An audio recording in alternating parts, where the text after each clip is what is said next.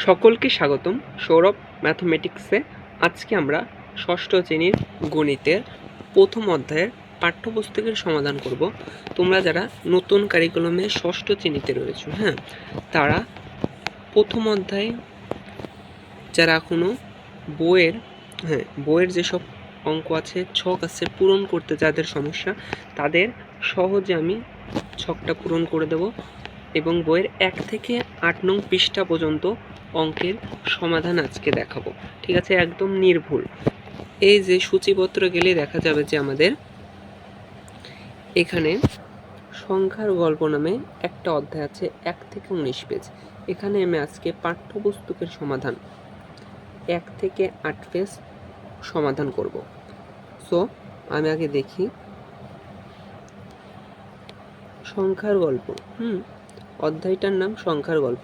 তোমরা দেখতেই পারছো এখানে কিছু ঘড়ির ছবি, মোবাইলের, স্মার্টফোন, এবং এখানে দেখতে পারছো একটা ক্যালেন্ডার এবং আইডি কার্ড, ন্যাশনাল আইডি কার্ডের কিছু ছবি দিয়ে এই অধ্যায়টাকে সামারাইজ করা হয়েছে। এখানে এই চিত্রটার মাধ্যমে এই অধ্যায়ের ডিটেলস প্রকাশ পাচ্ছে। তোমরা যদি এই অধ্যায়টা রিডিং নাও করি আমি, ঠিক আছে। এরপর আমি আজকে সমাধান করব এই দাগ কেটে গণনা, যেটাকে ট্যালি চিহ্ন বলা হয়। ঠিক আছে, এই ট্যালি চিহ্নর নিয়ম জাস্ট আমি একটাই বলবো, কি একটা মনে রাখা লাগবে, সেটা হচ্ছে এই যে এটা 1 2 3 4, এই 4টা করে দেওয়ার পরে 5 নাম্বারটা দেওয়ার পরে একটা দাগ দিতে হবে। তাহলে 5টা হলো, তারপর আবার 1 2 3 4 আবার 5। ঠিক আছে, 4টা করে দেওয়ার পর আবার মাঝখান দিয়ে একটা দিতে হবে 5। তাহলে এখানে টোটাল কয়টা হলো? 10টা। ঠিক আছে, জাস্ট এই পদ্ধতিটা মনে রাখতে পারো। এইটা যদি মনে রাখো তাহলে আশা করি তোমরা ট্যালি চিহ্ন নেওয়ার সমস্যা হবে না। সো আমি আজকে এই দাগ কেটে এই ট্যালি চিহ্নর যে মাধ্যমে গণনা, এই যে ছকটা পূরণ করা দেখাবো, ঘড়িতে সময় দেখি এটা শেখাবো। সো এখানে যদিও পিডিএফে সুন্দর দেখা যাচ্ছে না তোমাদের বই, আশা করি বুঝতে পারবা। আমি এটার উত্তর বলে দেব। আসলে ঘড়ি দেখা, তোমরা যারা কাঁটা ঘড়ি দেখা পারো না, আর যারা জানো সেটা জানোই, একদমই সহজ। তারপরে এই ছকটা পূরণ করা শেখাবো। ঘড়িতে কিভাবে লেখা আছে, এই যে ঘড়িতে দেখো রোমান ভাষায় লেখা আছে। ঠিক আছে, এই যে 1, এটা 2, এটা 3, 4। তোমরা রোমান চিহ্ন আশা করি ক্লাস 4 5-এ শিখে এসেছো। 4 5 6 7 8 9 10, এক্স মানে 10, এগুলো 12 পর্যন্ত লেখা আছে, এগুলো শেখাবো। তারপর এখানে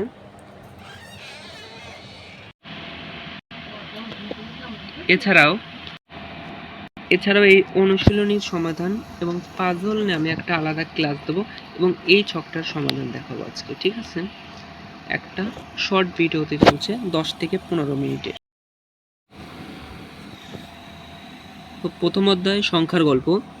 এই অধ্যায়ে আমরা ট্যালির মাধ্যমে গণসংখ্যা এবং রোমান সংখ্যা গণনা এবং ঘড়ির সাহায্যে বা ঘড়ির সময় গণনা, বৃহত্তম ক্ষুদ্রতম সংখ্যা ঘটনাবলী এই অধ্যায়ে আমরা জানব, যে অধ্যায়ের নাম সংখ্যার গল্প। সো প্রথমে আমরা পাঠ্যপুস্তকের সমস্যাবলীর সমাধান করব। ট্যালির মাধ্যমে গণসংখ্যা করে সংখ্যা লিখি বা ট্যালির মাধ্যমে সংখ্যাকে প্রকাশ করি। সো তোমরা চাইলে দেখে নিতে পারো। এই যে আমরা শুধুমাত্র আই দিয়ে 1কে বোঝাই, 2টায় 2, 3টায় 3, 4টায় 4, 5টায় 5, যেটা আমি আগেই দেখেছি। ট্যালিকে সাধারণত 2 3 4 এবং 5 নম্বরের ক্ষেত্রে এইভাবে লেখা হয়। সো এটা জানলে তোমরা ট্যালির আশা করি সমাধান পারবা। এরপর 6-এর ক্ষেত্রে আর একটা 6, এই যে দেখতেই পাচ্ছ 6। এগুলো ছক তোমরা বই পূরণ করে নিবা, আমি সমাধান দেখাচ্ছি। 7 8 9 10। ঠিক আছে, তো আমরা এখন এখানটায় দেখো। আচ্ছা, এইটা কত হবে তোমরা নিজেরাই দেখো। এই যে এতখানি 5, এতখানি 5 10, এটা 5 15, এটা 5 20, এটা 5 25। তাহলে এখানে খালি ঘরে কত বসবে?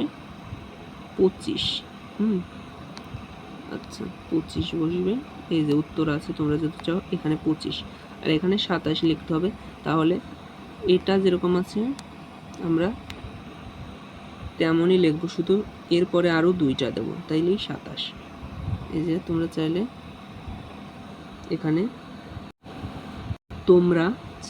এখানে দেখে নিতে পারো, এই যে 5, 10, 15, 20, 25 আর 2, 27। এবার আমরা 2 নম্বরে যে কিভাবে ঘড়িতে সময় দেখা যায় সেটা দেখব। আচ্ছা প্রথম ঘড়িটা দেখো। প্রথম ঘড়িতে দেখতে পাচ্ছ যে ঘড়ির কাঁটাটা রয়েছে 6টা। আমরা বলি ঘড়িতে 3টা কাঁটা থাকে, সবচেয়ে বড় সেটা হচ্ছে 3টা কাঁটা, ঘন্টার কাঁটা, মিনিটের কাঁটা, সেকেন্ডের কাঁটা। সবচেয়ে মোটা যেটা সেটা হচ্ছে ঘন্টার এবং ছোট, এবং সবচেয়ে বড় সেটা সেকেন্ডের, এবং মাঝারি সাইডে সেটা হচ্ছে মিনিটের কাঁটা। এই যে 6টার দিক রয়েছে, এই যে তোমরা যদি একটু খেয়াল করো এই কাঁটাটা ঘন্টার, যেটা 6-এর কাছাকাছি 6টা, আর এটা 10 পেরিয়ে একদম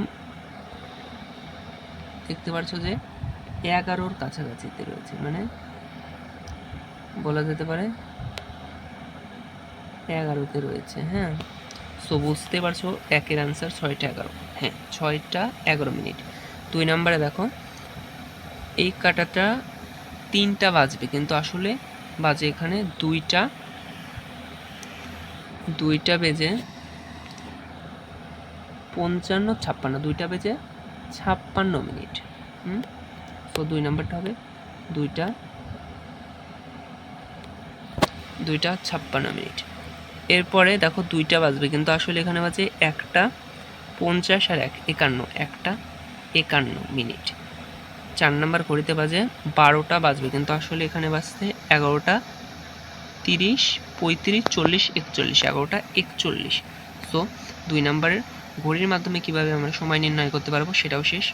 এবার 3 নম্বর ছক, আমরা ঘড়িতে যে সকল সংখ্যা দেখতে পারলাম 1 থেকে 12 পর্যন্ত, ঠিক আছে, এগুলো ঘড়িতে রোমান ভাষায় লেখা ছিল। দেখো রোমান সংখ্যায় এই যে দেখো তোমরা দেখতে পারছো সংখ্যা 1 রোমানে আই, সংখ্যা 2 রোমানে ডবল আই, সংখ্যা 3 রোমানে ট্রিপল আই, সংখ্যা 4 রোমানে আই ভি, সংখ্যা 5 V, 6 V I, 7 V double I, 8 V triple I, 9 I x এবং 10 এক্স এবং 11তে এক্স আই।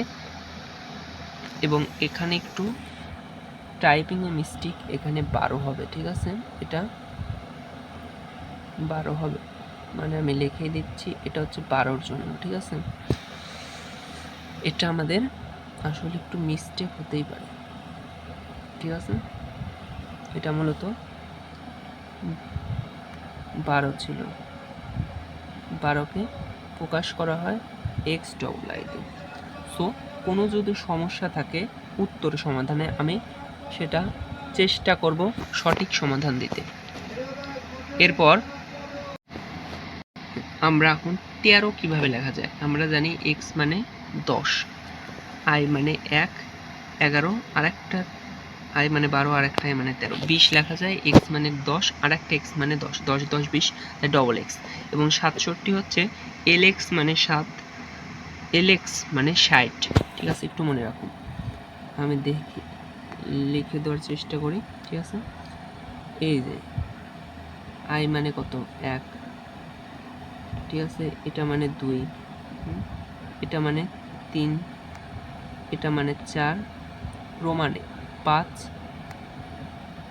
6, 7। হ্যাঁ, সো এই এল এক্স এইটুকুটা হচ্ছে আমাদের 60, আর এইটুকু ভি ডবল আই, মানে এল এক্স মানে 60, ভি ডবল আই, এই যে এইটুকু, সরি এই যে ভি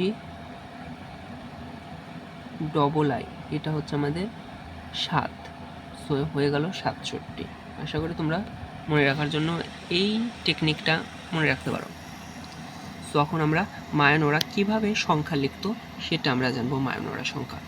সো এটা শখ কাগজে তোমরা ছকটি পূরণ করতে পারো, এখানটা দেখে সমাধান আমি শিখিয়ে দেবো এখন আমি।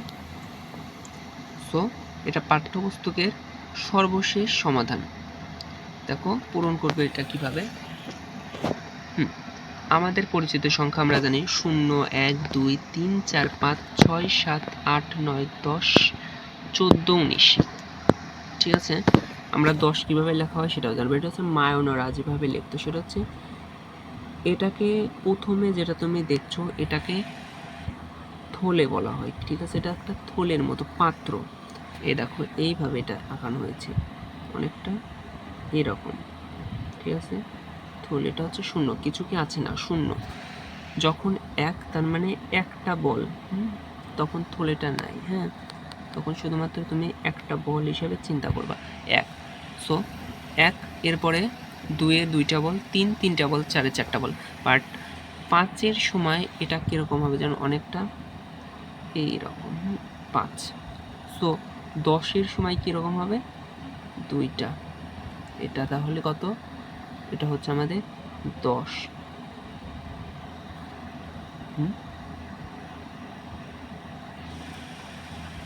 সো এরপর আমরা কিভাবে 6 লিখতে হয় সেটা দেখি। আমরা জানি 5 কিভাবে লিখতে হয়, এইভাবে মনে রাখবা, শুধুমাত্র এটাই তো।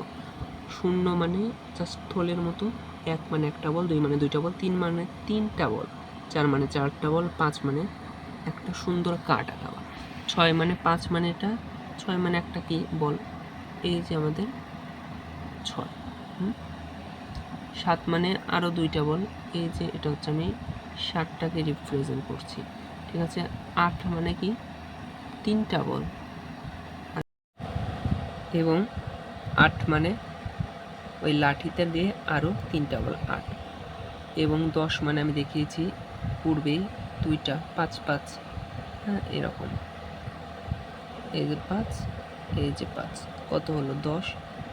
এটাই সেই 10। সো এরপরে যদি 10-এর পরবর্তীতে বলতে পারে, যদি 20 বলে, এই যে দিলাম, তুমি যদি আর একটার নিচে দাও 10 হলো না, তাহলে এটা 15, আর একটা দাও 20। যদি বলে 24, তার উপরে আরও 2টা দিয়ে দেবে, 4টে দিয়ে 21 হলো, এটা 22, এটা 23, 24। ঠিক আছে, এইভাবে। আর এখানে লাস্ট যেটা বলেছে সেটা হচ্ছে 14। 14 দেখো, প্রথমে 5, আরও 5, কত হলো 10, আর 4টা বল, যদি 15 বলতো 3টা দিয়ে দিতে। হ্যাঁ, আর 4টা বল, হ্যাঁ হয়ে গেল, কত হলো 14। ঠিক আছে, এটা যদি 15 বলতো তাহলে তুমি কী করতে, আর একটা লাঠি দিয়ে দিতে 15। সো 19, দেখো 19-এর ক্ষেত্রে আর একটা লাঠি দিতে হলে, তাহলে এটা হলো 15, আর দিতে হবে 4টা বল, 16 17 18 19। সো বুঝতে পেরেছো আশা করি। সো আজকের আমার এই ভিডিওটা এই পর্যন্তই ছিল। আমি পাঠ্যপুস্তকের সকল সমাধান নিয়ে আজকে ভিডিও করেছি। যদি ভিডিওটি ভালো লেগে থাকে তোমাদের বন্ধুদের কাছে শেয়ার দিতে পারো, এবং পরের ভিডিওটা আমি অনুশীলনী সমাধান নিয়ে আনবো। সো ধন্যবাদ সকলকে।